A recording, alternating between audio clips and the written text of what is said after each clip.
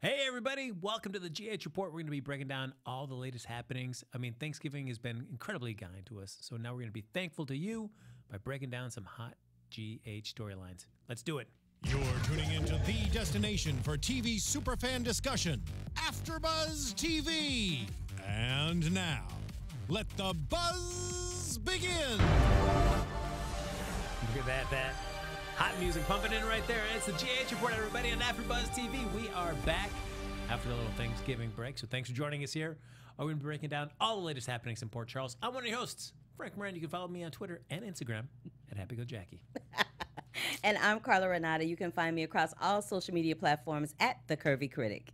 And of course, folks, you can like us on Facebook, give us those 5 stars on iTunes, subscribe to the YouTube channel, and of course, we're going to have the chat up and running as well, so feel free to jump in and share your thoughts about anything that's been happening there in Port Charles or any other topic that's General Hospital related that you want to share as well. Of course, took a little time off for Thanksgiving. Yes, turkey. I'm turkeyed out. I don't want to see any more turkey for like a year. Well, now, of course, they kind of tease this with the possibility that, oh, hey, maybe some Quartermaines might actually get to have some turkey this year. Yeah. Okay. You know what? I loved that, and I also love the fact that because it was looking like it wasn't going to happen for a second, and then at the very end of that episode, they had everybody come in to Monica. I was like, because I was feeling some kind of way about that. I'm like, why y'all gonna leave Monica by herself at Thanksgiving? That's messed up. And then I got a little choked up because as they looked at the picture on the mantle, I realized that a lot of the people that played the Quartermaines on the show are no longer with us on Earth, a lot of them. And then Tracy recently left. So I was feeling some kind of way about that. I was a little sad. And when they came in, they started singing the song, I was like, oh, Lord, I can't handle it. It took me out. I'm like, oh, I'm going to have to go watch It's a Wonderful Life or something to like get back on track. It took me out. Now, certainly, I mean, there is, the Quartermaine Thanksgiving, or lack thereof, has been a long-going tradition. Would you love to see the tradition continue, or what if they kind of switched tracks and said, you know what, this year we're going to let people actually have a successful Thanksgiving? Do you need to have a terrible Quartermaine Thanksgiving? Of course, it's tradition. Okay, it's tradition. All right, that's how they roll on GH. I mean, you know. They do. Do we also need to see Alexis? Like, I feel like it's 2 years in a row that she's kind of blown Thanksgiving for her and her loved ones. Well, you know, Alexis, baby, when she dropped that turkey on the floor and it went tumbling, I was like, First of all, I'm going to need you to be watching your feet while you got a turkey with stuffings on a tray. Like, I'm going to need you to watch where you walking. All right. Real talk right here. I got to admit, if I was at home and somebody, like, dropped the turkey, and you know, I guess it all depends on who's there. But like, if you're in a really cool room, it's like, just pick it up. Let's just eat it. No. Is that it? It touches it. It's like it's donezo. Hell no. It is pizza time, babe. Really? Yes. No. After all that time spent on that turkey? No. Does not the 5-second rule apply on Thanksgiving? Child, we don't know. As much as somebody may have cleaned that house, there might be some remnants of cat hair, dog hair, people hair. You know, some shavings of some carrots or something. I'm not trying to have my Thanksgiving turkey on the floor. I'm gonna need it to stay on a platter. What if it's your place? You're pretty know how cleanly I'm your pretty. place is. I'm a very clean person, but so you dropped the turkey. No, like, guys, we're not doing that. All right. No. Would pizza be the food of choice? It would be something, pizza, or maybe I would whip up something with the sides that we have left with the vegetables or something. Yeah. You know, go look for a little cute recipe with that, but no. What about, like, I mean, it's just like the bottom of the turkey is a floor. The top of it's still good. Couldn't you just carve up the top? Frank, dude, no. All right. Let me tell you something. In the African American community, if some food hits the floor, you are not eating that food. I don't care whose floor it is. You are not eating that food. And especially not Thanksgiving turkey. Last situation. You're in the kitchen. Somebody said no 5-second rule, Carla. No.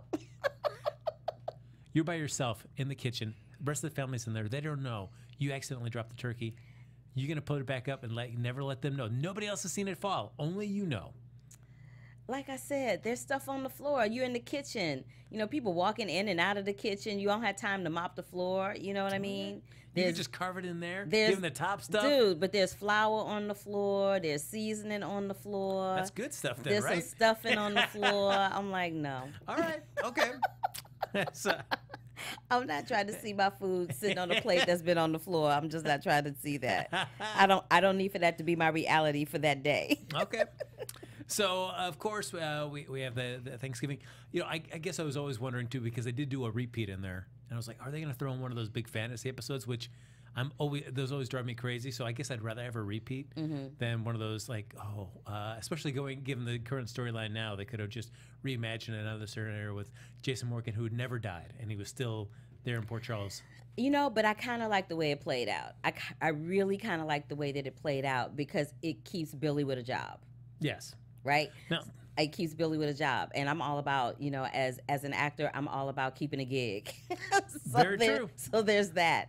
But I like how they played that out. I like how they, you know, had him show up, and then for weeks we didn't know which one was the real Jason Morgan. And then, you know, Drew let it slip that, well, he didn't let it slip. He confessed. He confessed to Anna, and he confessed to Franco that, you know, he was doing some mind scrambling or mind patching or mind whatever he called it, and mind mapping. That's what it was. He was doing some mind mapping, and that he and only he knew who the real Jason Morgan was. Now that I could have did without. I'm like, come on, like, well, you're not really gonna tell us anything we don't know in that respect. Let's talk about Dr. Maddox. Good, our boy Andre. Anthony Montgomery. He's been I call cool. him Drew. I'm a Dre. He's been in the show. He's a delightful guy. I really liked him, and I liked his character when it first came on. Are you happy with what they've done with him? I don't think they knew what to do with him, because for a minute, remember they were trying to pair him up with Jordan. They were trying to make them a couple, and I was like, when that was going on, I'm like, I'm not so sure about that pairing. And so then they brought Curtis in. I'm like, now that parent I can get behind, not because of the way Curtis looks or anything like that. I'm not that shallow, but what I will say is I just kind of like the fact that even though she's a smart cookie, they had her not falling for a smart cookie. They had her falling for somebody that was kind of not on the right side of the law, but kind of on the right side of the law, like that kind of person. Because story-wise, and for us as the watchers and the viewers, it creates a lot of conflict with her dealing and dating somebody like that. Case in point, they brought in his mother, who's bringing all kinds of drama with her. His aunt? Oh, his aunt, yeah. Bringing all kinds of drama with her. But not good aunt. Not good drama. No, she's salty. She's salty and shady. She's very salty. She's very salty and very shady. And the actress that plays her, I love her. Now, I don't know if you knew this about her, and I don't know if any of the viewers knew this about her or not, but Vernee Watson, who plays his aunt, she is like the first African-American woman to show up in national commercials on television. Oh, wow. Like, she was that one black woman that you would see on national commercials all the time. That's cool. Yes. So when she showed up on GH, I was like, yes, Renee. Take one for the team, girl. Be that one black person on General Hospital. I'm sorry, one of four, maybe. Well, I was never a big fan of the Andre and Jordan pairing, but especially when Jordan gave him that fedora and he tried to rock it, that fedora was bad news for me. Yeah, I'm just like, he's not a cool dude. He can't rock a fedora. Like, he's not that dude. No, but I feel like we saw what happened with Paul Hornsby happen to Andre, where there's a lot of cool potential, and then bye-bye. He just leaves in a fizzle. But which is disappointing. But what I would really have loved to seen happen with him is that they found out he did the mind mapping, and then somehow, like, while he was in jail, some other shenanigans went down, and then, you know, he got out. Like I would love to see happen with him what they do with Julian. How many times Julian been in and out of jail? Yeah, I feel like, you know what I'm saying? There are those characters that the prison is kind of a revolving door, and then there are certain characters that it's just a one-way ticket. You know, like poor Sean. See, he's still in prison. We'll never see him get out. Sean is not coming back. Sean is not coming back. Sonny's gotten out. Julian's gotten out. I'm just saying, you're absolutely right. There's a revolving door for some people. And that character will be one of them. I'm like, I wanted to have him have a revolving door too. That's what I would have loved to see happen from him, because it would have made his character and a possibility of a storyline so much more interesting. For sure. I'd love to see Sean come back right now against him and Curtis. Oh, that's not gonna happen either. No, it won't. But It would be cute, but yeah. it's not gonna happen. So of course, Wait, I gotta say. Somebody said Aunt Stella is shady because she may have done something similar to what Jordan did. You know what? I feel you on that one. She sure might have. You can tell she hiding something. well, she's name checked that that guy that she was always kind of sweet on back in the day that never really took off. So like, Yeah, she keeps bringing that up, so you know that person's going to materialize sooner or later. I hope not. I mean, You know they are, Frank. a little Stella goes a long way That's how with me. GH rolls. You know that's what they're gonna do. I feel well, yeah. You know that's what they're gonna do. He may not be there for a long term, but it definitely is gonna show his face. You can't have them talking about somebody that much and they eventually not show their face. If we go on a storyline where Curtis is like, I gotta find Aunt Stella's lost love, like I'm gonna be like, come on now, you can give Curtis better storylines than that. Yeah, they've softened Curtis up a little too much for me. You know, he was kind of hardcore when he came on, and kind of, Yes. he was hardcore. He was like a bad boy. He remember was he like had that cigar? Yeah, he was bad. He was a bad dude, and now they didn't soft. Like I said when I first came on GH Report, they will take some characters and make them into straight up punks, and they have done it with Curtis too. The one thing I missed the most, and it's a shame that it's only got brought back just as Jason is being revealed to be Drew, was the then Jason and Curtis friendship that developed over the course of the whole Olivia storyline. But then after that was solved, it just kind of, you never saw Curtis and Jason hanging out again until right here when he goes like, I need you to help prove my identity. Yeah, I'm like, that was kind of weird. Don't you think that was a little odd? That was kind of odd because it felt like it kind of came out of nowhere. I would have liked to have seen, it would have meant more to me if we would have seen more of them hanging out. Exactly, that's what I'm saying. It came out of nowhere. It was like, you never see them interact, hardly ever. And then all of a sudden he's like, yo, can you help me find somebody? I'm like, really? It is always a bummer when sometimes soaps will want the viewers to buy that there's a really long-term friendship between two characters. Like, we're supposed to just imagine that the times that we're not seeing them on screen, they're hanging out together. You know who I want to see hang out and have like a really good like bonding, breaking bread, Jesus with the wine moment is Alexis and Julian's sister. Oh. I want to see Really? that happen. You want to see yes. Olivia? I don't know if I'm ready for Olivia to come back at all. No, not that one. The other one. Oh, Anna or Ava? Yes. Really? Yes, honey. Ava and Alexis getting drunk together and having a moment. Oh, I would live for that moment. I would live to watch that. I would live to watch that. So, of course, Julian, the big whole thing is like, oh my gosh, he's getting beat up in prison, which that was a stretch too. Because I'm like, really, Julian? Okay, first of all, Julian was or is. I mean, the jury is still out whether he's a mob boss. Is he a mob boss? Is he not? We don't know. But if you a mob boss, really, you gonna let somebody whoop your behind in jail? I don't think so. We're nobody whooping Sonny's butt in jail. No. I'm just saying. Like, where are your people? You don't have no people surrounding you. You don't have no people coming to your aid when you need them. When you in prison and you were a mob boss, yeah, that was very non-Goodfella. I'm very, very non-Godfather. I'm gonna need y'all to work that out. But I also think if you have people trying to get you in prison, then you think once you got out of prison, it's probably a lot easier to have just a lot more people come after you as well too. But so far, I would think like, all right. So far, he's just running around town like he's running around Port Charles like he came in for the Thanksgiving holiday from out of town and is visiting and is gonna get on the next flight out. He's just popping in on people. I'm like, what is going on, Julian? William DeVry, fine. He does great with in terms of Julian, but this is just a character that I really don't have any interest in seeing anymore.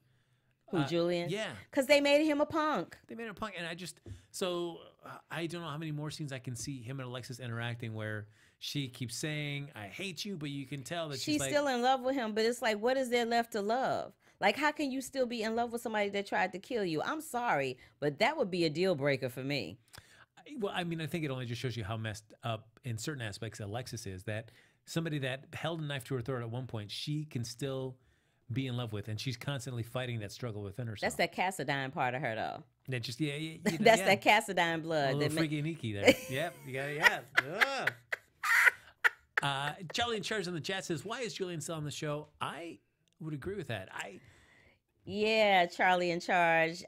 It's here because it's like we just said. He's like straight up. He's a punk. Like This is what I. This is the one thing I really don't like about General Hospital.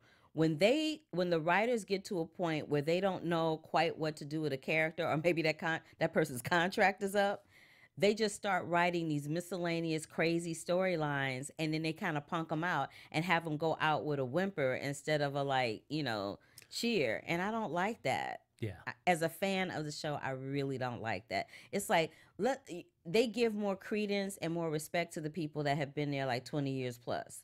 Like if the chick playing Sam, Kelly Monaco, if Kelly Monaco decided at any given time that she wanted to leave GH, there is no way in hell they would punk her character out before she left that show. Yeah. No, you know what I mean? That's true. It's one of those things where I feel like if you take a character like Julian, you've done what you've done to him, then I feel like the only way to kind of maybe try to at least kind of rehabilitate him is you got to completely separate him from the characters that he's been previously associated with. You got to take him in some other different direction where he's interacting with a whole bunch of different other characters. And then at some point, if you wanted to kind of do an Alexis Julian thing after maybe a year or two when you kind of lay some groundwork in totally different directions, and then you bring him back. But I feel like just trying to keep going on with the Alexis Julian train, it's just nonstop. I'm just like, please. It's done. It's done. It's a wrap. But let's talk about this. Let's talk about some major returns to GH in the month of November. Lay it on me. We had the return of Robin. Yes. Who was integral to the whole Patient 6, Man 6, whatever it was, storyline going on. And then we had the return of Spinelli. I love Spinelli. Spinelli, as a self-proclaimed techno geek, I love when Spinelli is on the show. It gives me life. I love to hear him talk because it is crazy as hell, and I just love it. Yeah, I mean, I guess it's just like, I think what everybody is seeing as we're watching that storyline play out with Patient 6 is that when you just see Steve Burton in the role, and we've talked about this before, it's just that him interacting with other characters that he's known on the show in the past, it feels right. And as much as you like Billy Miller and what he's done with the role of Jason Morgan, it's just those same connections never existed, like with Sonny, with Carly, even with Spinelli when he'd come on the show. Speaking of Carly, we had another return too. So how much did my jaw drop to my crack when I saw Tamara come on there playing Kim? I'm like, and now we got the two Carlys facing off. I was like living my life. I'm like, why did they bring her back as Kim? Like, I would really love to know why they brought her back to play Kim, knowing that people like us that watch the show are gonna be like, "Hey, wasn't she the Carly before Laura?" She was. I'm just saying, like, don't they think we look at that and we're like, "Well, why are the two Carlys talking to each other?" I'm confused. Well, they also did that with Sarah Brown. They brought her back too, and she was playing the other great crime family that now is he's sitting in jail. Lulu's pal. Oh gosh, name escapes me. I'm gonna look it up. Yeah, but so I mean, I feel like it's a tradition, like another tradition, as we're talking about like Thanksgiving. But you can bring back an actress that's previously played Carly, and you can bring her back in a different role, and we're gonna be like, all right, that's cool. She's nasty Claudia, too. Thank you. Yes. Claudia, yes. Thanks, yes. Thank you so much. So yeah, and she was Carly number 2, Charlie. Yeah. So if we're gonna bring back Tamara, I'm all cool with her like playing a different role. I'm done with that. Yeah, I mean, we've teased it out for the longest time that about Oscar's mom, and now we're starting to kind of follow up on the paternity. It turned out to be that yes, Drew is Drew's his dad. Great, okay, but I felt like that conversation that happened. That whole storyline, I was over it from the moment it started. Because I think I said before, I'm just over Jocelyn, Oscar, like that whole thing. I'm just like, it's like watching paint dry. To see the way that she reacted when she sees Jason walk in, thinking it's Drew, and rubs his face and all this stuff, and then just tries to sell him on the story like, he did it. A friend of mine, I just kind of knew him. Yeah, no. Like, what? You don't know you not, like, first of all, we know you lying. Yes. We know you lying, and that was a really weak cover up to the lie. So how you gonna bail yourself out of that one? How you gonna dig your way out of that lie? That was crazy.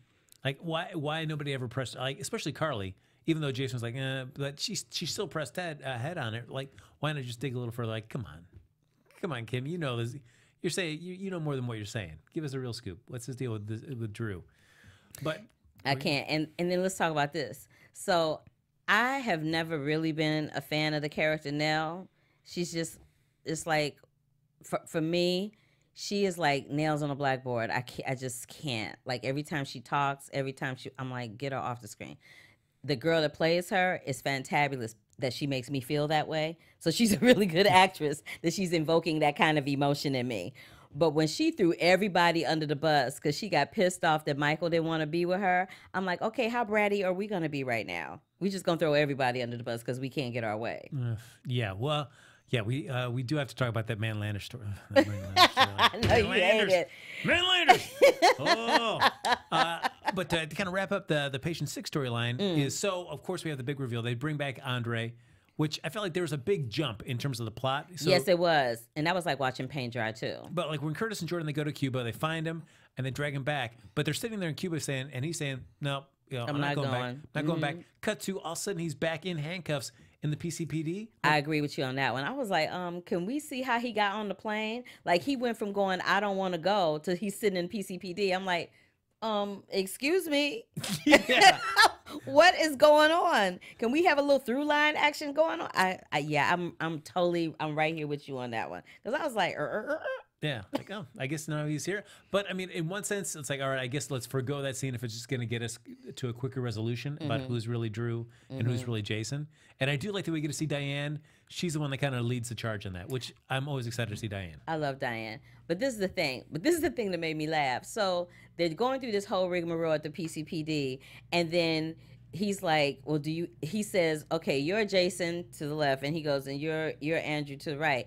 And then Diane goes, but do you have any proof? And he goes, not any that I can get my hands on. Let's rewind to the fact that right before he confessed to Franco and Anna, he destroyed all the evidence. He destroyed everything except for like something that was on a USB.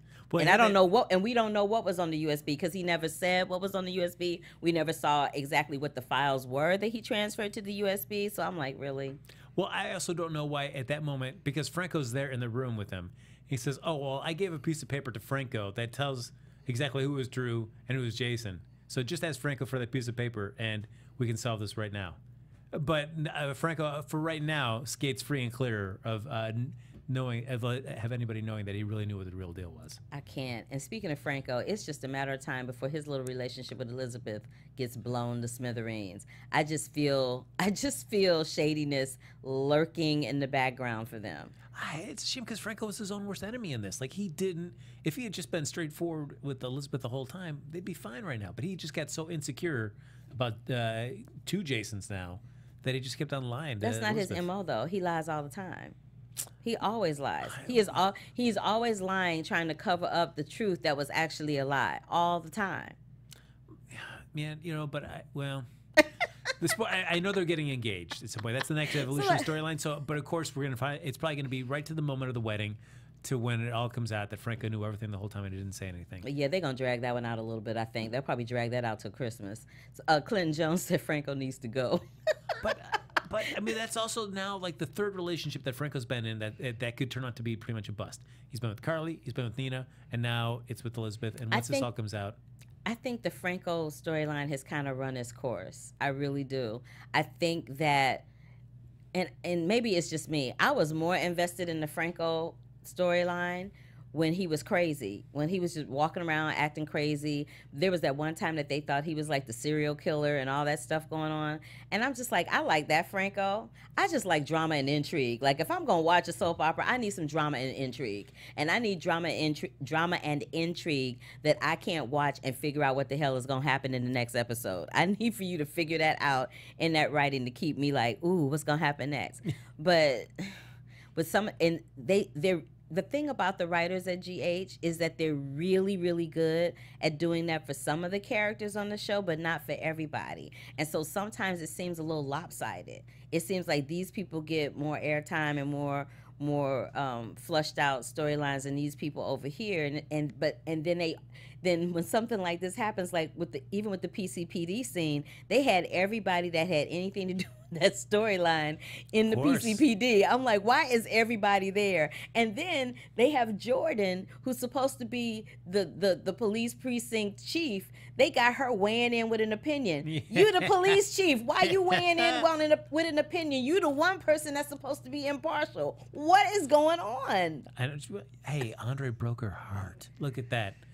She should have asked for that fedora back, is what she should have done. And I want a fedora, Andre. Do not leave without that. But I feel like this is interesting because he says during that, it's like, all right, hey, you know what? Before I put Jason's memories on Drew, I did a baseline, so I mapped Andrew's memories. Right. And then I put Jason's on top of his. Right. And now neither of them know which one is real, until, right. But I'll tell you what the deal is. At no point during that conversation anybody says like, wait, so you do have Andrew's memories? We could put those back in him? Nobody mentions that. No, they actually did. They said something to the effect of, they said, so Diane said to Dre, she said, so there's no way to get his memories back, and he said no.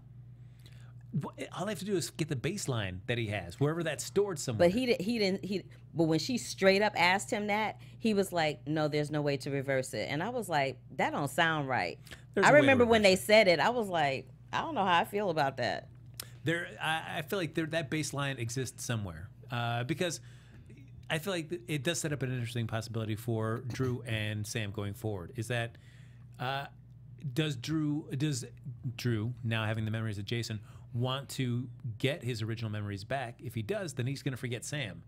He's also going to forget that he has a child with her as well. That's true. But he does have a child with Kim, and he's got Oscar. I think he genuinely loves Sam, and I think that Sam genuinely fell in love with him because she thought it was Jason. And I kind of feel bad for her character because she's now in this very ridiculously difficult position of trying to suss out her emotions. And love is a really complicated emotion to begin with without all of that layered on top of it. You know, well, this person looks like the person I was in love with, but they told me that this person was the person that I'm in love with, but it really was, like, that's a lot going on. So it'll be interesting to see, you know, what happens with her. Does she stay with him? Does she go back to Jason? And I don't think she's going to go back to Jason. I think if she does, it's going to be a minute. Like, if they make her go back to Jason instantaneously, I'm going to feel some kind of way about that.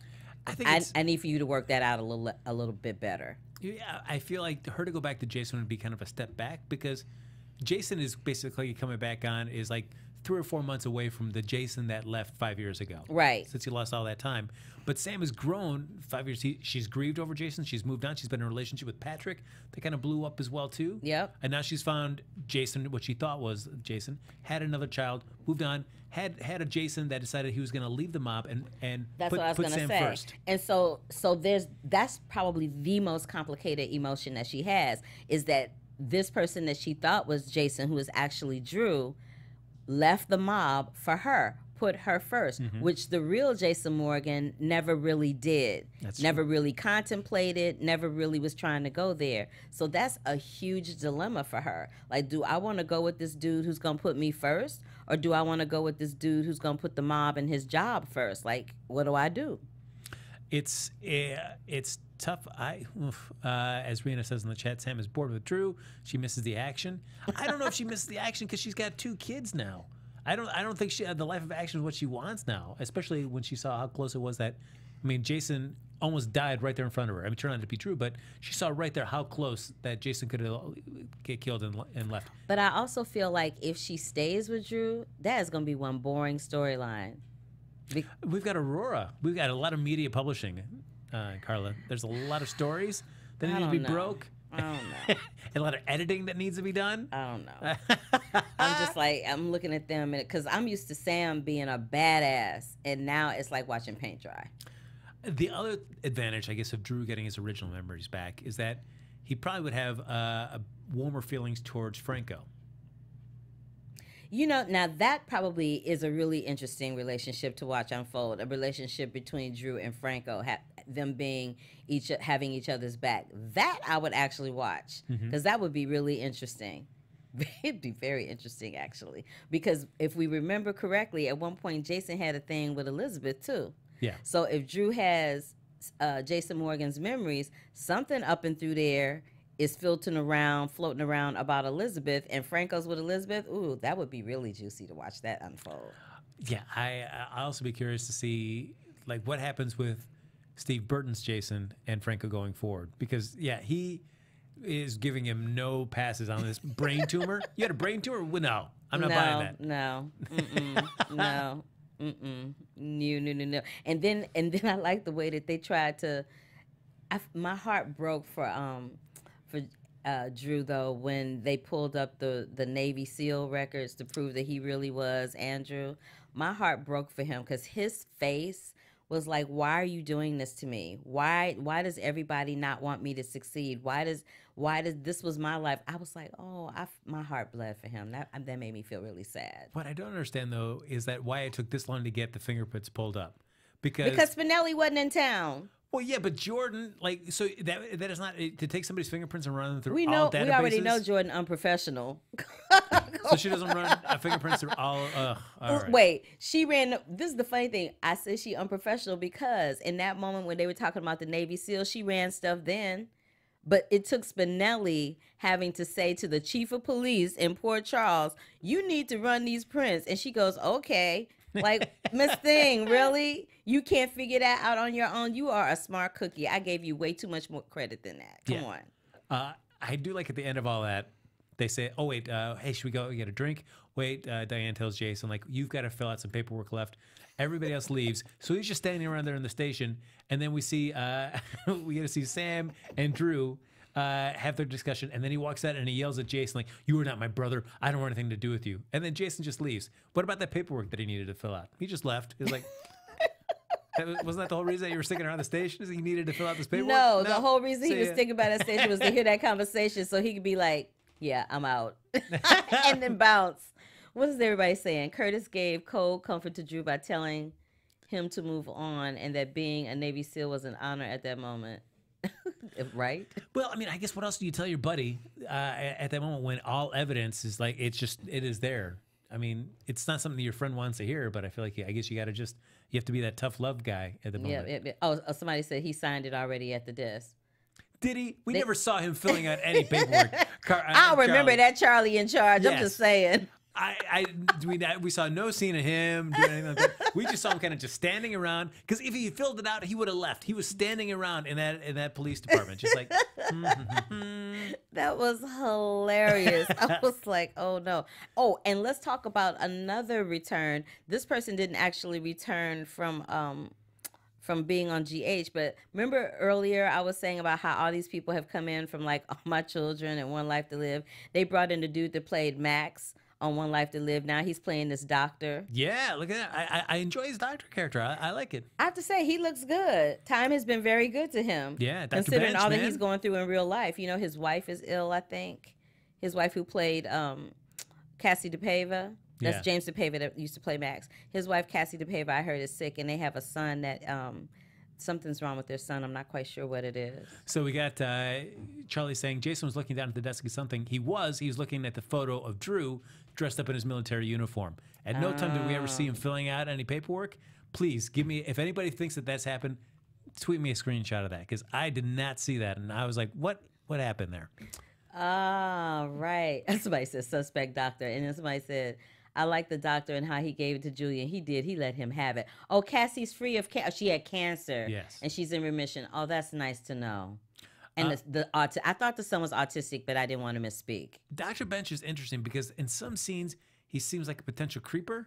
And then other scenes, he's like, all right, he's shady man. Boots. Let's call a spade a spade. He is shady boots.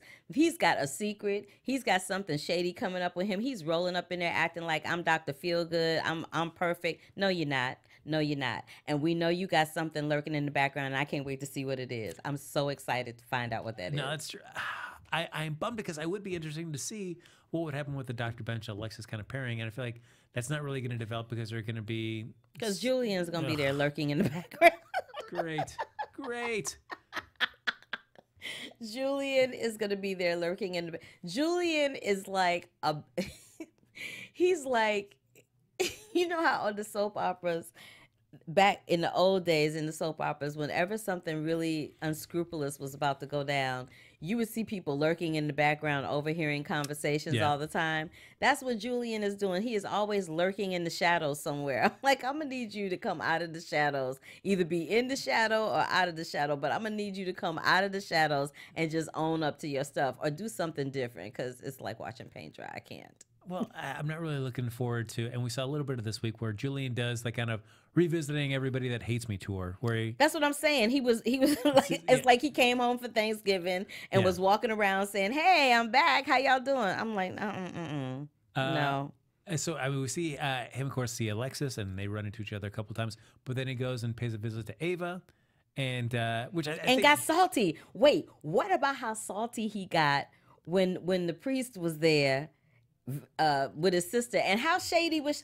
I'm like, I'm feeling some kind of way about you, Ava, that you being all uncomfortable with your man because your brother is there. Did something go down with you and your brother? I'm just saying. Did you see how uncomfortable she was? I think she's also uncomfortable because she knows, like, oh, this is the guy that killed your father, and this is there's no way that would make sense, because I was like, there's no way this conversation can go civilly, because Didn't I tell you? I said a long time ago that relationship it's not gonna last. You don't think you can't see Dr. Not Hot Priest? Especially with Julian back, because Dr. Hot Priest already said to him, to Ava rather, that he can't be around Julian. He's like, and then Ava was like, but he was trying to live up to my father. And he was like, well, at least he knew his father to live up to. I didn't even know mine. I'm like, oh, they went in. It was a great scene. Well, I love that. I don't know, like those conversations where I don't want to make excuses for my brother, but right, and then starts laying it out like, right. All right, what are you doing? But you did make excuses for your brother. It's I don't know. I feel like I can completely understand Griffin not wanting to forgive him. Because it's like, you killed my dad, so why should I also like, But this is the thing. Like, I can understand why he wouldn't want to forgive him, but this is the thing. You used to be a priest. A priest is all about forgiveness. So what? Now that you don't have a collar around your neck, you don't know what forgiveness is? Now, I'm just saying. True, but I also sometimes just feel like it's easier to offer forgiveness towards other people, but it's easier and advise people to do that. Mm-hmm. But when it's done to you, I feel like it's sometimes harder to take your own advice. I would agree with that. Yeah, I would agree with that. I feel like, I feel like I could tell everybody, like, for you got to forgive. But if it happened to me, I'd be like, no, I don't. I don't have to forgive. He's a dum-dum. Forget him. But maybe that's what they're setting up. Maybe they're setting up that whole conflict of interest thing with him being a priest and having that feeling that he's having of, I don't want to forgive you. You're a jerk. You took my dad. I don't want anything to do with you. That's, for somebody that was a priest, that's not cool. So maybe they're gonna set up some whole thing with that. Maybe one of his little priest friends are gonna come back and have a little talky talk with him. Oh, so Gopher from the Love Boat's gonna come back and say, "You sure? You thinking about coming back to the church?" I hate you. Got that you. feeling? I got that feeling. I hate you so much right now. Woo! I hate you so much. We also get to see Griffin, though, save Ava again because she went in for that super shady doctor to do that off the books operation. Now let's just talk about that for a second. First of all, are you really that vain that you're going to go all over the world to fix your face? Really? And then you're going to end up with somebody shady and be killed and be like, oh, that's another thing. They made her punk out too. Because any other time, I remember there was a scene a while ago where Ava went in and was handling hers. And with that situation, she was like, oh, I need help. And then here he comes. I'm like, I can't. It seems so, it's very far-fetched. For her to all of a sudden be like, what about, to be like, I went to Russia to go get my face fixed. To all of a sudden be like, I want to do this operation. Oh, we're doing it right now. And then to start waffling immediately like, I don't know. Should we be doing it? First of all, why is she going to Russia? Like, she couldn't go to Sweden. She couldn't go to Switzerland. She couldn't go to Paris, where the plastic surgeons there are known for being really good. Really? You gonna go to Russia? Yeah. That right there should have been your first clue. The other thing I like, though, is that when they start this whole procedure, it's not like she changes clothes or puts on a gown or anything like that. She's just laying in this lounge chair. Sorry. It's just on a lounge chair, and he's going to inject her right there in the lounge chair. Like, what? This does not look like the right place to be doing a procedure like this. That's like... That's like going to one of them strip mall dentists. Yeah, You know what I'm saying? It's like going to one of them strip mall dentists and you sit in the chair and they're like, yeah, so we're just going to charge your insurance for all these things so that every time you come back, it'll be free. Like it's the same situation. Oh, man, it's just I actually had somebody do that to me once. what? Yeah.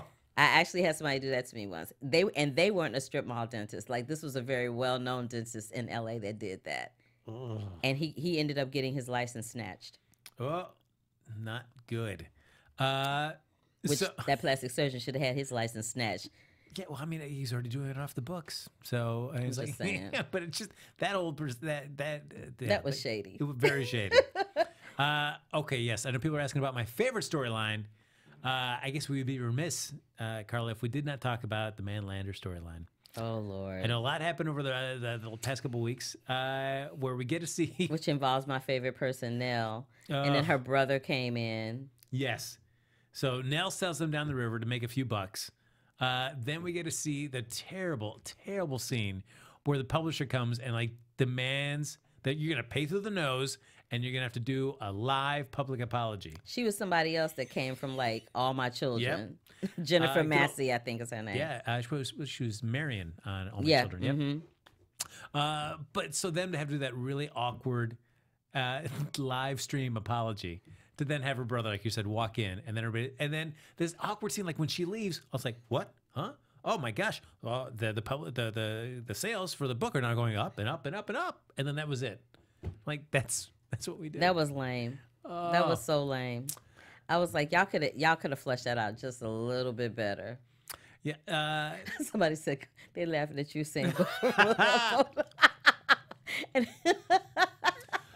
Chet. Oh, Chet. No, I mean, finally, Chet had something good to do in there. So he saves the day by speaking up. So it seems like all is done. But I feel like that should be the capper. We should see no more Manlanders, right? We should see no more Manlanders. We should see no more Chet. Like, he needs to be done. He needs to be gone. We don't need to see him anymore. He served and that's the other thing. They built it up. Chet. And then he finally shows up, and he was there for like 2 seconds. I'm like, really? 2 seconds? That's all we get after all that build up for him? Well, if he will end the storyline in a... I'm all for it. Thank you for your service, Chet. You did it. But we move on to, I guess, potential storyline right now is that, of course, Maxie's pregnant. Yeah. Ooh, her getting sick at Thanksgiving dinner gave me life. Oh. The way they had that camera waffling while they were putting the food on the plate and she got sick, I hollered. I'm like, first of all, if you know if you got an inkling that you're pregnant, you probably shouldn't be attending Thanksgiving dinner because you know from the street you're going to smell the food. Yeah. So from the street to the door, you're going to smell nothing but food. And then you got a plate right up in your face. I'm like, I guess, but do you know exactly what food might tip you over? Like you might also find you love the smell of turkey, right? I mean, from what my friends tell me, because I've never been pregnant, but from what my friends tell me that have been pregnant, and even my mom, they say that they have cravings for certain things, and they say that certain smells just, and it's with every person is different. Like every person has a different smell or a different taste or something that just sets them off. Like my mother said that when she was pregnant with me, all she wanted to do was eat cherries. She just wanted to eat cherries all the time. And another friend of mine got pregnant during the Christmas season, and she said that mulled cider would send her over the edge. Really? Oh, like just the smell of that would just make her just lose it. And during the holiday season, you're gonna find mulled cider everywhere. Oh man! So she was just in hell for at least 2 of the 9 months. Well, we do get to see in the storyline though is that. Nathan brings up to his mom, comes back in, good old Breck shows up for the announcement, but says, it'd be great if I really knew who my dad was. And so I feel like that can start opening the door to that storyline, but hopefully finding out who Nathan's true father is. But she's also tied in, I guess, what happened to Jason for that 5 years, because she lets Faison know, like, hey, Jason's looking for you. Yeah, I'm more invested in Jason. I like Albrecht, though. I like when she's there, because she's hilarious. Yeah, well, she was all ready to sing. Again, like, no, thank you, Albrecht. That's fine. That is totally fine.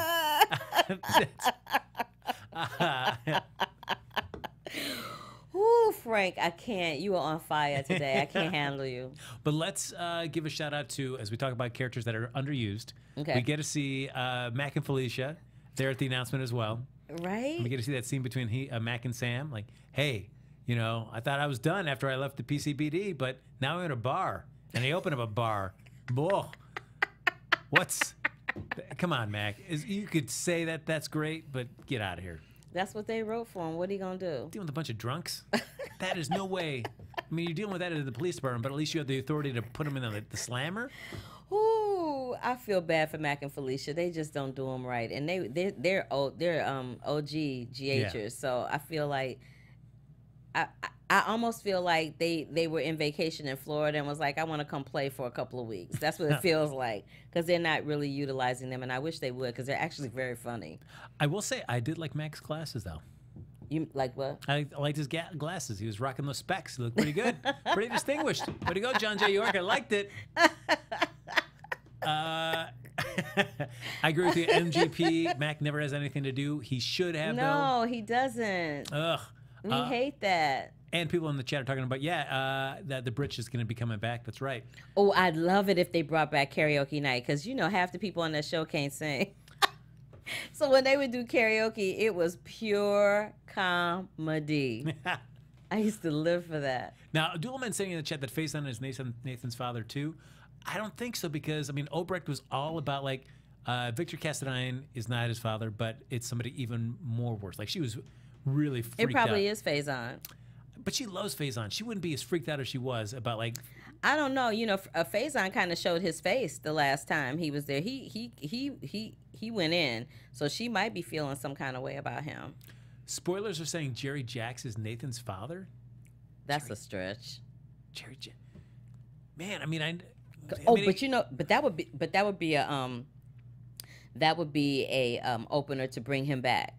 Because remember, he kind of just disappeared. We don't know where he is. We don't know if he dead, alive, what happened to him, really. Man, I mean, as much as Kathleen Gotti is loved great, him, too. Do I see a Jerry Jacks Obrecht? I don't know. We don't know. You never know. I guess a couple martinis, you never know what happens. That's right. Boom, boom. Ladies and gentlemen, we got to wrap up. Holy cow. You guys, I love when you guys talk to us. It's great. Thank you so much for joining in. Ladies and gentlemen, of course, that does it for this week's episode of the GH Report. But as always, like us on Facebook. Give us those 5 stars on iTunes. Subscribe to the YouTube channel. Throw a thumbs up there while you're at it. And thanks, everybody, for hopping in the chat. Like Carla said, it's always great to hear you guys interacting with and reading everything that you got to say. Jerry and Obrecht from Dual Mind, let me find out. Obrecht was that was a thought? Ooh, I don't know. Ooh. I don't know what that means. I'm going to find that out. But if you want to continue the conversation with us, I know people are always tweeting us throughout the week. Yep. If they want to do that, Carla, what's the best place for them to reach you? You can reach me across all social media platforms at The Curvy Critic.